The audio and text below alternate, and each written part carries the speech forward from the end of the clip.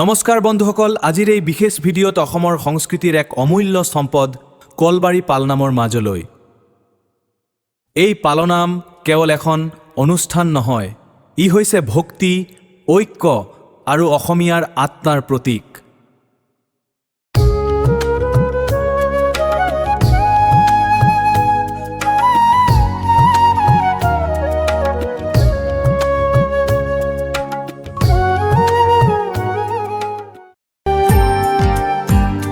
অসমৰ বহু গাঁৱত পালনাম অনুষ্ঠিত হয়, কিন্তু কলবাৰী পালনামৰ আছে নিজা পৰম্পৰা, নিজা মাহাত্ম্য। ইয়াত গাঁওবাসীসকলে একেলগে মিলি হৰিনাম, কীৰ্তন, প্ৰসাদ বিতৰণ আৰু আধ্যাত্মিক কাৰ্যসূচীত অংশগ্ৰহণ কৰে। ঢোল তাল খোলৰ সুৰত নামঘৰ গুঞ্জৰিত উঠে, ভক্তসকলে এক সুৰে গায়, ৰাম কৃষ্ণ গোবিন্দ হৰি বল। এই সুৰে মানুহৰ মন শান্ত কৰে, হৃদয় পবিত্ৰ কৰে। ইয়াত বয়সৰ ভেদ নাই, জাতিৰ ভেদ নাই, শিশুৰ পৰা বৃদ্ধলৈ নাৰী পুৰুষ সকলোৱে একেলগে অংশগ্ৰহণ কৰে। ইয়াই হৈছে অসমীয়া সমাজৰ ঐক্যৰ বাস্তৱ ছবি।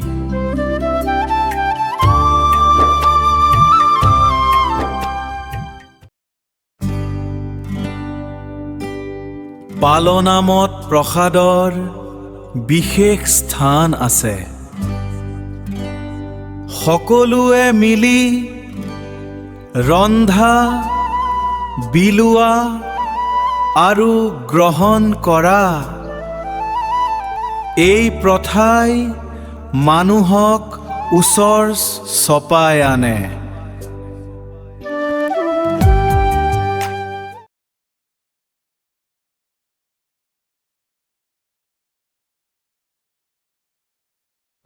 ঐতিহ্যমণ্ডিত কলবাৰী গাঁৱৰ শ্ৰী শ্ৰী ৰামচৰণ ঠাকুৰতা সত্ৰখনৰ স্থাপন কৰিছিল ৰামচৰণ ঠাকুৰতা। তেওঁ আছিল মাধৱদেৱৰ ভাগিন। শ্ৰীমন্ত শংকৰদেৱৰ আৰু মাধৱদেৱৰ সৃষ্ট কৃষ্টি সংস্কৃতিবোৰ যিবিলাক অনুপম সংস্কৃতি আছিল, এইবিলাক প্ৰচাৰ কৰাৰ ক্ষেত্ৰত শ্ৰী শ্ৰী ৰামচৰণ ঠাকুৰতাই অগ্ৰণী ভূমিকা লৈছিল নামনি অসমত এইবিলাক প্ৰচাৰৰ কাৰণে। আৰু তেওঁ গোৱাগাছাত সত্ৰ পাতিছিল, আৰু গোৱাগাছাৰ সত্ৰখন এটা সময়ত বান বিধ্বস্ততাৰ কবলত পৰিছিল, আৰু তেতিয়া গঞা ৰাইজে সেই সত্ৰখন আনি কলবাৰীত স্থানান্তৰ কৰিছিল। আৰু কেতিয়াৰ পৰাই এইখন হৈছে কলবাৰী শ্ৰী শ্ৰী ৰামচৰণ ঠাকুৰতাৰ প্ৰতিষ্ঠিত সত্ৰ। আজিৰ পৰা ৯৪ বছৰ পূৰ্বে কলবাৰী গাঁৱৰ যিবিলাক আমাৰ পূৰ্বপুৰুষ আছিল, তেওঁলোকে পবিত্ৰ বুদ্ধ পূৰ্ণিমাটোত পালন কৰাৰ অৰ্থে এই সত্ৰখনত পালনাম পাতিছিল। পালনাম হৈছে মহাপুৰুষ শ্ৰীমন্ত শংকৰদেৱৰ এটা মহান সংস্কৃতি, যিয়ে বিচাৰে সামাজিক শান্তি সমন্বয়। আৰু সেই মহান উদ্দেশ্যে আমাৰ পূৰ্বপুৰুষসকলে ইয়াত ৯৪ বছৰ পূৰ্বে প্ৰথমবাৰৰ বাবে পাল পাতি নাম ধৰিছে। আৰু ক্ৰমান্বয়ে এই ৯৪টা বছৰ ধৰি ধাৰাবাহিকভাৱে এইখন সত্ৰত পালনাম মহোৎসৱ উদযাপন কৰা হ'ল। প্ৰথমতে আছিল এদিনীয়া, তাৰপাছত লাহে লাহে দুদিনীয়া, এতিয়া তিনিদিনীয়াকৈ এই পালনাম মহোৎসৱ উদযাপন কৰা। কলবাৰীত যেতিয়া পালনাম উদযাপনৰ আৱিৰ্ভাৱ হ'ল, তাৰ পিছৰ কেইটামান বছৰত আমাৰ পূৰ্বপুৰুষসকলে সৰভোগৰ এটা বীৰনাম দেখিছিল, চাইছে। বীৰনাম হৈছে মহাপুৰুষ শ্ৰীমন্ত শংকৰদেৱৰ অমৰ সৃষ্টি, এটা চমকপ্ৰদ, এইটো এটা বিশ্ব সুন্দৰৰ সংস্কৃতি। এই সংস্কৃতিৰ আপ্লুত হ'ল কলবাৰীৰা। আৰু তেতিয়া সেই সময়ত আমাৰ ৯৪ বছৰৰ পিছত প্ৰায় ৮টা দশক পূৰ্বে আমাৰ পূৰ্বপুৰুষে কি কৰিল, কৰবেগৰ পৰা নাগাৰা আৰু পাখপ আনি ইয়াত বীৰনাম শিকিলে। এই 8টা দশকৰ সঠিক কাল ধাৰাবাহিকভাৱে কলবাৰীবাসীয়ে কি কৰিলে পালনামত বিলনাম পৰিৱেশন কৰাৰ উপৰিও এতিয়াতো ৰাষ্ট্ৰীয় আন্তঃৰাষ্ট্ৰীয় পৰ্যায়তো এই বিলনাম মানে বৰ প্ৰদৰ্শন কৰিছে কলবাৰীৰ শিল্পী। আজিৰ দিনত কলবাৰী গাঁও বিলনামৰ শিল্পী কমেও 2,000 আছে। আজিৰ দিনত ইয়াক 4টাকৈ দল বিলনামত বিদ্যা আৰু কেই 4টা দলে প্ৰতিটো পালনামতে আজি প্ৰায় 8টা নহন বৰি বিলনাম পৰিৱেশন কৰি আহিছে। তদুপৰি বাহিৰাৰ স্থানৰ পৰাও বিলনামৰ দল আনি আমাৰ এই পালনামত বিলনাম পৰিৱেশন কৰে। বিলনামটো হৈছে এতিয়া কলবাৰীবাসীৰ এটা হৃদয়ৰ সংস্কৃতি, এটা সমাজ সুন্দৰৰ সংস্কৃতি।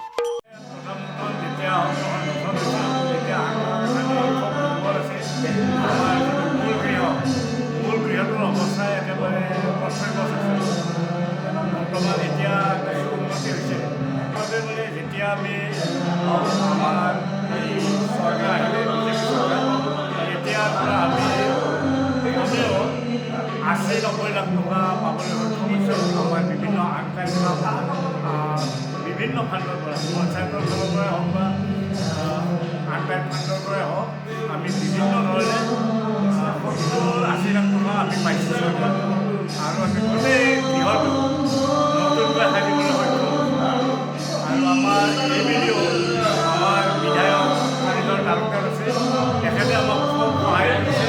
তেখেতে আমাক টাইলছ লগোৱা বাবদ 15 লাখ টকা দি আমাক বিশেষভাৱে সহায় কৰিছে আৰু এতিয়া আমাৰ সত্ৰখন প্ৰায় জাকৰ জীৱিকা হৈছে যদিও আমাৰ দুই এটা কাম কৰিবলৈ আৰু এতিয়াও বাকী আছে। সংস্কৃতি জড়িত হৈ আছে। শ্ৰী শ্ৰী ৰামচৰণ ঠাকুৰ এটা এইবাৰো উদযাপন কৰা হৈছে 94তম পালনাম মহোৎসৱ উদযাপন বহুত উলহ মালহেৰে পালন কৰা হৈছে আৰু আমি সৰুৰে পৰা দেখি আহিছোঁ, আমাৰ দেউতাহঁতৰ দিনৰ পৰা দেখি আহিছোঁ। কিন্তু এতিয়া বহুত মানে নৱপ্ৰজন্ম ওলাই আহিছে। তাৰপাছত এতিয়া নৱপ্ৰজন্মৰ মাজতো বহুত উৎসাহ উদ্দীপনা দেখা গৈছে। বহুত মানে কি ক'ম আৰু বহুত মানে ভাল লগা এটা এতিয়া মানে আজিৰ যুগত নৱপ্ৰজন্মখিনি যেনেকৈ মানে পালনাম মহোৎসৱত যেনেকৈ লাগি ভাগি দিছে, যিটো উৎসাহ উদ্দীপনা দেখা গৈছে মানে সঁচাকৈ ক'বলগীয়া। আজিৰ দিনত নৱপ্ৰজন্ম মানে এতিয়া ধৰ্ম সংস্কৃতিৰ লগত যেনেদৰে আমাৰ কলবাৰী গাঁৱত জড়িত হৈ পৰিছে, এইটো বহুত মানে আমাৰ বহুত মানে ভাল লগা এটা। আমি পালনামৰ সৈতে জড়িত হৈছোঁ। আমাৰ এই পালনাম যিহেতু 94 সংখ্যক আহি পাইছে, গতিকে আমাৰ আজো ককাৰ দিনৰ পৰা এইটো চলি আহিছে। আমাৰ প্ৰত্যেকজন ব্যক্তিৰ তাত এইটো আজো ককাৰ দিনৰ পৰা বা ককাৰ দিনৰ পৰা আমি দেখি মা দেউতাহঁতক দেখি কিছু পৰম্পৰাগতভাৱে আমাৰ কলবাৰী ৰাইজৰ তেজত আছে বুলি ক'ব লাগে। আমাৰ কলবাৰী পালনাম বুলি ক'লে আমাৰ যুৱক বুলি নহয়, একদম সৰুৰ পৰা একদম বয়সস্থলৈকে প্ৰত্যেকগৰাকী ব্যক্তি যদি তেওঁলোকে কৰ্মসূত্ৰে বাহিৰতো থাকে বা পঢ়া শুনাৰ ক্ষেত্ৰতো বাহিৰত থাকে, মই নিজেও বাহিৰত থাকোঁ, কিন্তু তথাপি পালনাম বুলি ক'লে 2 দিন বা 3 দিনৰ কাৰণে আমি কলবাৰীত সকলোৱে একগোট হ'ব চেষ্টা কৰোঁ বা হওঁ। এইবাৰতো পালনাম যিহেতু 94 সংখ্যক আহি পাইছে, আমাৰ 100 বছৰ হ'বলৈ গৈ আছে, গতিকে তালৈকেও প্ৰস্তুতি চলি আছে আৰু 94 বুলিও আমাৰ কোনো ধৰণৰ আমি পিছ পৰি থকা নাই। যিমানখিনি পাৰোঁ চেষ্টা কৰিছোঁ, আমি সকলোৱে অংশগ্ৰহণ কৰিছোঁ। আমাৰ অকল পালনামটোত আমাৰ কলবাৰী মানুহৰ বুলি নহয়, এই অঞ্চলৰ সকলোখিনি মানুহে সহযোগ কৰে। আগুৱাই নিয়াৰ ক্ষেত্ৰত ক'ব লাগিলে আমাৰ প্ৰত্যেকজনৰে দায়িত্ব আছে। আমাৰ কলবাৰী সত্ৰৰ বা কলবাৰী অঞ্চলৰ মানুহৰ বুলি নহয়, প্ৰত্যেকজন ব্যক্তিৰে দায়িত্ব আছে আমাৰ লোক সংস্কৃতি আগুৱাই নিয়া। অকল কলবাৰী সত্ৰ বুলি নহয়, আমাৰ বৰপেটা জিলাকে ধৰি অসমৰ গোটেই যিখিনি কৃষ্টি সংস্কৃতি আছে আমি পৃথিৱীক দেখুৱাব লাগিব। আমাৰ জুবিনদাৰ আদৰ্শ মতে হওক, আমাৰ গুৰুজনাৰ আদৰ্শ শ্ৰীমন্ত শংকৰদেৱ হওক বা শ্ৰী শ্ৰী মাধৱদেৱৰ আদৰ্শৰে হওক, আমি প্ৰত্যেকজনে নিজৰ বুলি লৈ আমাৰ কৃষ্টি সংস্কৃতিখিনি প্ৰচলন কৰিব লাগিব, প্ৰচলিত কৰিব লাগিব আৰু আমি শুদ্ধ ভাৱত পৰিৱেশন কৰিব লাগিব।